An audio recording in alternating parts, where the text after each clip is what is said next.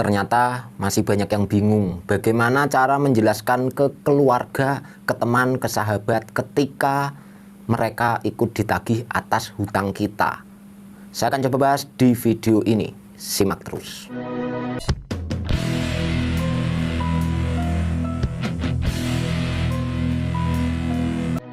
Assalamualaikum warahmatullahi wabarakatuh. Jumpa lagi di Wani Tangi Official. Bagaimana kabar teman-teman semuanya? Khususnya buat teman-teman yang selalu menunggu video terbaru dari Wani Tangi Official ya. Saya selalu berharap buat teman-teman di luar sana dalam keadaan sehat walafiat, dimudahkan segala urusannya dan pastinya dilancarkan juga rezekinya. Amin amin ya robbal alamin. Ketika kita telat bayar di pinjaman online atau di pinjol ya, siapa saja sih yang dirugikan selain diri kita sendiri sebagai peminjam? Pastinya akan ada orang sekitar kita yang ikut dirugikan. Dirugikannya berupa apa? Berupa ikut kena imbas peneroran atau penagihan, gitu ya. Kontak darurat, nomor telepon tempat kerja, itu udah nggak luput sekali dari yang namanya incaran DC pinjol ketika kita sebagai peminjam belum mampu membayarnya. Itu hanya untuk yang legal, yang ke kontak darurat dan ke tempat kerja saja. Bagaimana ketika ilegal? Ilegal lebih parah lagi. Bisa disebar data ke seluruh kontak. Ke beberapa kontak sih lebih tepatnya. Nggak mungkin semua. Tapi yang pasti kalau ilegal itu bisa akses kontak. Maka dari itu yang ikut kena imbas penagihan kita itu bukan cuma kontak darurat maupun ke tempat kerja saja. Tapi ke beberapa kontak lain. Karena pinjol ilegal itu jelas-jelas bisa mengetahui kontak kita. Mengetahuinya dari mana? Ya dari awal pendaftaran. Semua aplikasi pinjol ilegal itu emang ada sistem untuk akses buku telepon, dan kita pasti menyetujui itu. Ketika nggak disetujui, pastinya tidak lanjut. Khusus untuk di video kali ini, saya akan kembali lagi memberi solusi bagaimana cara menjelaskan ke orang-orang sekitar kita, yaitu keluarga, teman, sahabat, dan lain sebagainya ya. Nah, yang pasti, langkah yang terbaik adalah kejujuran. Saya udah berkali-kali bilang, kejujuran itu langkah terbaiknya.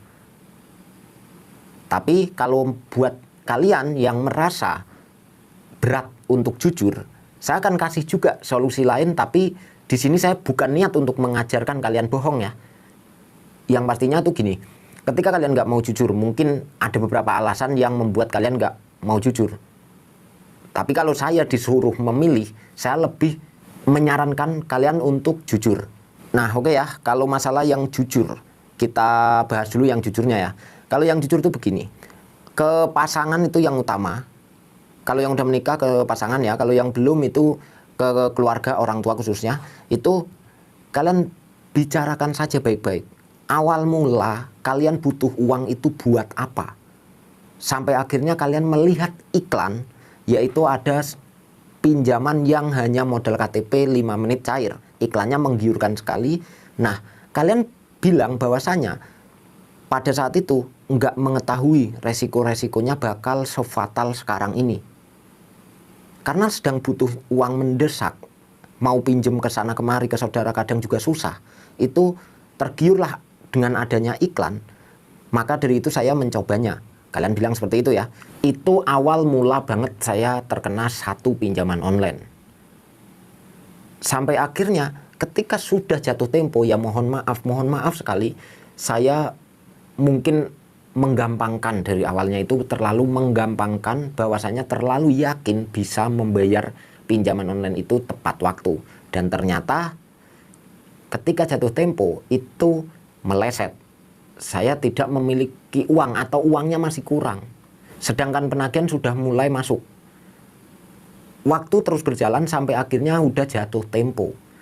Dan karena saya uangnya belum cukup atau malah mungkin belum memiliki uang sama sekali, akhirnya di saat bersamaan itu ada penawaran dari pinjaman online yang lain lagi, melalui SMS kayak, melalui WhatsApp kayak, ataupun melalui telepon.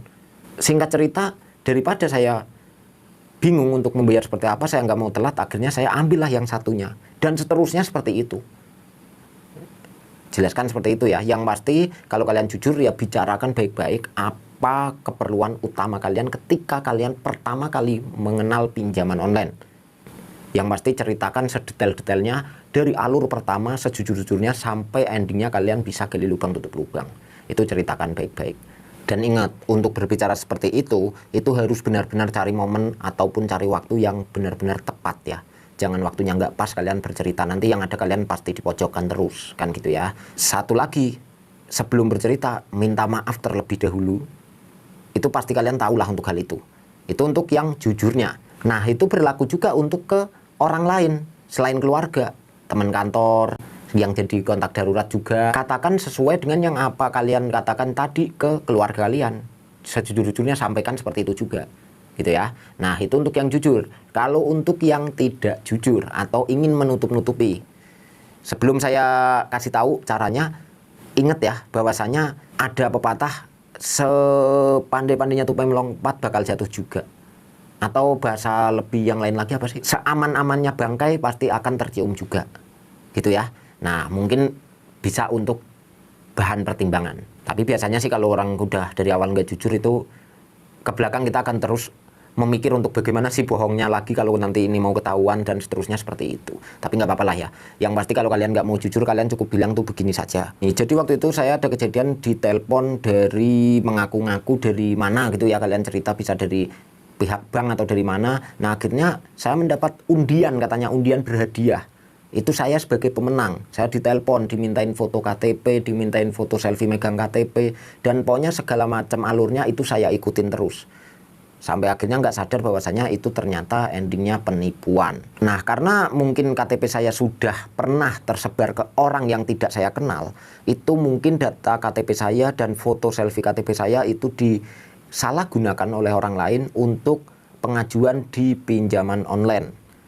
Dan ternyata setelah saya cari-cari informasi tentang pinjaman online, itu parah sekali.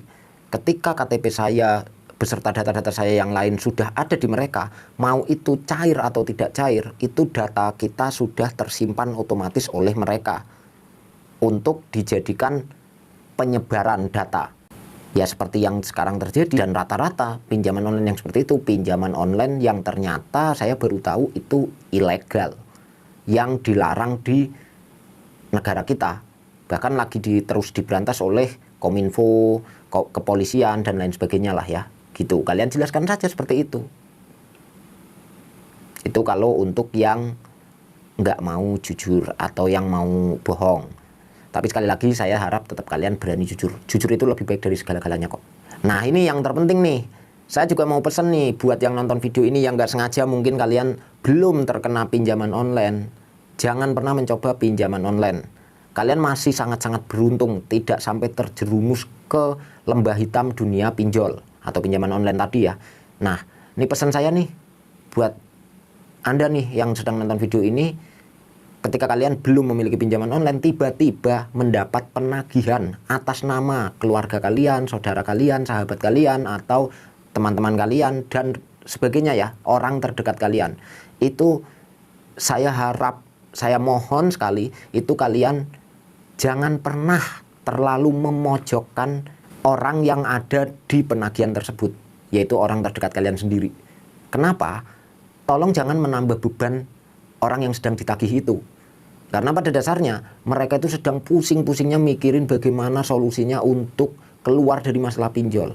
Kalau kalian teman yang baik, kalau kalian sahabat yang baik, atau kalau kalian keluarga yang baik buat mereka, kasih support ke mereka. Minimal kalian nggak bisa bantuin bayar, ya minimal kalian bisa bantu support mentalnya. Kalian bisa bantu support terus dari belakang agar mereka tetap semangat cari uang untuk menyelesaikan masalah pinjolnya. Gitu ya. Oke ya, saya rasa cukup jelas untuk penjelasan video kali ini bagaimana cara menjelaskan ke orang sekitar kita ketika kita belum mampu membayar pinjaman online atau telat bayar pinjol, dan orang sekitar kita ikut mendapatkan penagihan dari pihak pinjaman online tersebut. Dan buat teman-teman nih yang merasa mungkin kurang jelas dengan apa yang saya bahas barusan, kalian bisa sharing langsung ke saya atau bisa gabung grup WhatsApp Wani Tangi. Nomornya ada di deskripsi video ini atau di komentar teratas ya yang saya sematkan ya.